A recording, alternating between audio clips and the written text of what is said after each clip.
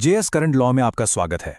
आज बात करते हैं इतिहास के उस पन्ने की जो जानते हैं सिर्फ अतीत का हिस्सा नहीं है बल्कि एक ऐसा जख्म है जो आज भी रीस रहा है। जी हां, हम बात कर रहे हैं 1947 के भारत विभाजन की। इसे हम सिर्फ एक पुरानी बीती ही घटना की तरह नहीं देखेंगे बल्कि एक ऐसे सदमे की तरह समझेंगे जिसके झटके आज तक, जी हां, आज तक महसूस किए जा रहे हैं। तो सबसे बड़ा सवाल यही उठता है, 1947 में मजहब के नाम पर भारत को तो बांट दिया गया, लेकिन क्या यह बंटवारा नेचुरल था? क्या यह होना ही था? इस तक, जी हां, आज तक महसूस किए जा रहे हैं। तो सबसे बड़ा सवाल यही उठता है, 1947 में मजहब के नाम पर भारत को तो बांट दिया गया, लेकिन क्या यह बंटवारा नेचुरल था? क्या यह होना ही था?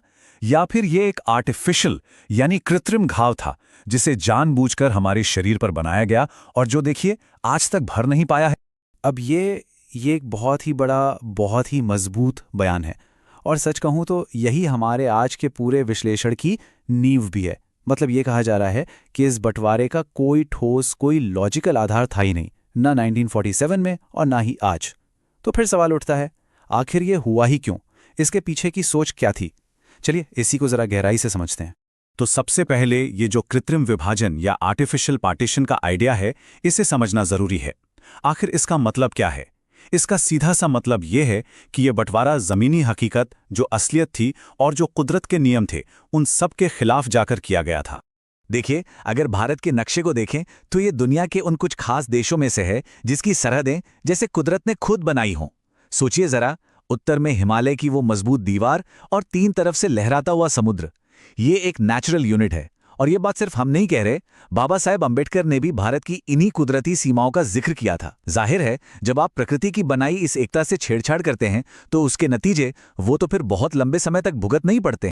तो सवाल यह है कि सियासत ने कुदरत के इस नियम को आखिर तोड़ा कैसे?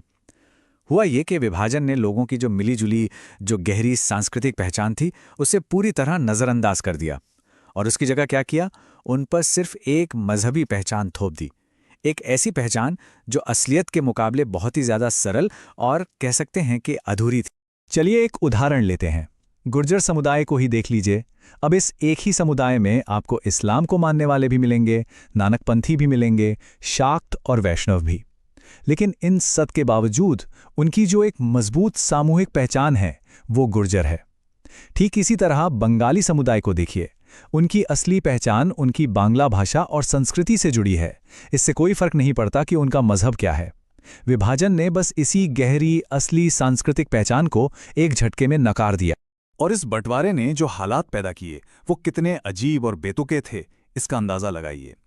एक तरफ मुस्लिम लीग की फौज, उसमें भी राजपूत सैनिक।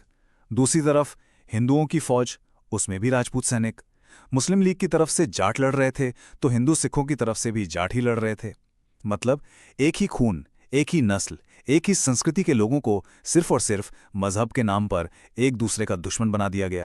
अब इस विभाजन ने जो नुकसान किया है उसे समझाने के लिए एक बहुत ही दमदार एनालॉजी दी गई है और वो है एक बॉच्ड सर्जिकल ऑपरेशन की। मतलब एक ऐसा ऑपरेशन जो बुरी तरह से फेल हो गया हो। चलिए इस ऑपरेशन की कहानी को स्टेप बाय स्टेप समझते हैं। स्टेप 1, एक नकली ट्यूमर का डर दिखाया गया। ये कहा गया कि अरे, हिंदू मुस्लिम झगड़ा तो एक लाइलाज बीमारी है। स्टेप 2, इसी झूठी बात को आधार बनाकर देश के शरीर पर छुरी चला दी गई, यानी उसका ऑपरेशन कर दिया गया। और स्टेप 3, जो सबसे खतरनाक था, ऑपरेशन तो कर दिया लेकिन कैंची अंदर ही छोड़ दी। ये कैंची क्या थी? ये थी वो बनावटी सीमाएं, वो अनसुलझी समस्याएं। और इसका नतीजा हम आज तक भुगत रहे हैं। एक ऐसा दर्द जो कभी खत्म ही नहीं होता। और मजे की बात यह है कि यह सिर्फ आज का कोई विश्लेषण या कोई रूपक नहीं है। सोचिए, बाबा साहेब अंबेडकर ने उसी समय ये चेतावनी दे दी थी। उन्होंने साफ साफ कहा था कि ये धूर्त अंग्रेज हुक्मरान ये कैंची भारत के पेट में ही छोड़कर जा रहे हैं और जब तक ये कैंची अंदर रहेगी ये दर्द देती रहेगी। उनकी ये बात आज इतने साल बाद भी कितनी सच लगती है। अब आते हैं उस सबसे बड़े सबूत पर। एक ऐसा सबूत जो चीख चीख कर कहता है कि यह विभाजन कितना बनावटी, कितना आर्टिफिशियल था। और वो सबूत है बांग्लादेश का जन्म। जरा सोचिए, पाकिस्तान जब बना तो उसके दो हिस्से थे, एक पश्चिमी और एक पूर्वी पाकिस्तान, हजारों किलोमीटर दूर। और इन दोनों को जोड़ने वाली एक ही चीज थी, मजहब यानी इस्लाम। लेकिन इसके अलावा भाषा अलग, संस्कृति अलग, खान पान, रहन सहन, सब कुछ अलग, जमीन आसमान का फर्क था। तो ये मजहब के नाम पर बनाया गया एक बेहद ही आर्टिफिशियल देश था, और ये धागा ये ज्यादा दिन तक मजबूत नहीं रह सका। और नतीजा क्या हुआ? सिर्फ 25 साल। सोचिए, महज 25 सालों के अंदर ही मजहब के नाम पर बना ये देश टूटकर अलग हो गया। इससे बड़ा सबूत और क्या हो सकता है कि लोगों को जोड़ने वाली असली ताकत उनकी साझी संस्कृति और उनकी भाषा होती है, सिर्फ मजहब नहीं। पूर्वी पाकिस्तान, जो आज बांग्लादेश है, वहां के बंगालियों का तर्क बहुत साफ और बहुत गहरा था।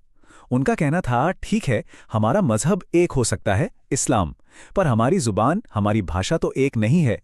हमने इस्लाम धर्म जरूर अपनाया है, लेकिन हमने अपनी संस्कृति, अपने रवींद्रनाथ टैगोर को नहीं छोड़ा है। ये एक बहुत बड़ी बात थी। उन्होंने अपनी सांस्कृतिक पहचान को मजहबी पहचान से ऊपर रखा। लेकिन रुकिए, ये कहानी 1971 में खत्म नहीं हो जाती, बिल्कुल नहीं। उस विभाजन की जो विरासत है वो आज भी इस पूरे उपमहाद्वीप में 3 अलग-अलग ताकतों की रस्साकशी के तौर पर जिंदा है। तो ये 3 ताकतें आखिर हैं कौन सी? पहली ताकत वो है जो मजहबी पहचान को ही सब कुछ मानती है और बंटवारे के उस प्रक्रिया को और आगे ले जाना चाहती है। दूसरी ताकत ठीक इसके उलट है। वो मानती है कि बंटवारा एक बहुत बड़ी कृत्रिम भूल थी और सांस्कृतिक एकता के आधार पर हमें फिर से एक हो जाना चाहिए। और एक तीसरी ताकत भी है जो इतिहास को एक खास मोड़ पर ले जाकर वहीं से सब कुछ दोबारा शुरू करना चाहती। और यहां सबसे जरूरी बात जो समझने की है वो ये है कि ये लड़ाई अभी खत्म नहीं हुई है। इन तीनों में से कोई भी ताकत पूरी तरह हारी नहीं है, बस वक्त वक्त पर कमजोर पड़ जाती है और जैसे ही मौका मिलता है वो फिर से सिर उठा लेती हैं। इसका उदाहरण हमें आज के बांग्लादेश में साफ दिख रहा है, जहां 1971 में जो ताकतें हार गई थीं वो आज फिर से मजबूत हो रही हैं। तो मतलब साफ है, ये संघर्ष आज भी इसी वक्त जारी है। तो चलिए, आज की इस बातचीत को हम इसी एक सवाल पर छोड़ते हैं।